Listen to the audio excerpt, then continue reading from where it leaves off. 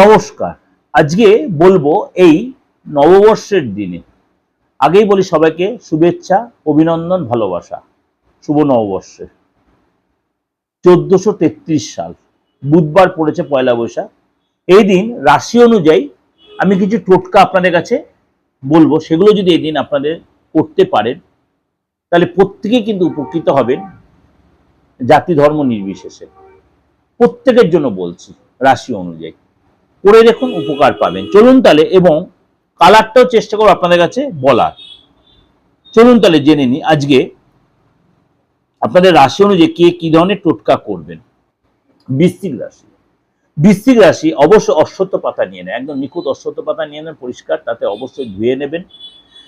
অবশ্যই সেটা আপনার জন্য খুব ভালো হবে যদি আপনি বট পাতাও নিতে পারেন, নিখুঁত বট পাতা, নিখুঁত পান পাতা, যে কোনো একটা, সবকটা নিতে হবে না, যে কোনো একটা নিয়ে নিখুঁত হতে হবে। সেটা অবশ্যই ভালো করে ধুয়ে নেবেন, গোলাপ জল দিয়ে বা আপনার গঙ্গা জল দিয়ে ধুয়ে নেবেন। ধুয়ে নিয়ে অবশ্যই তার মধ্যে দারুচিনি গুঁড়ো দিয়ে অবশ্যই তার মধ্যে যদি পান একটু ঘি মিশিয়ে অবশ্যই আপনি 4929 সংখ্যাটা লিখবেন, 4929 সংখ্যাটা লিখবেন। এবং অবশ্যই ওং বক্রতুণ্ডায় হুম কথাটা লিখবেন। বক্রতুণ্ডের কথাটি লিখতে হয় খুব ভালো, নাহলে 4929 সংখ্যাটা লিখবেন। আর অবশ্যই আপনি এনকে লাল বা কমলা কালার ইউজ করুন। এটা সেরকম ঠাকুরের স্থানে রেখে দেবেন এবং পরের দিন এটা আবার নিজে মানি পার্সে নিয়ে নেবেন।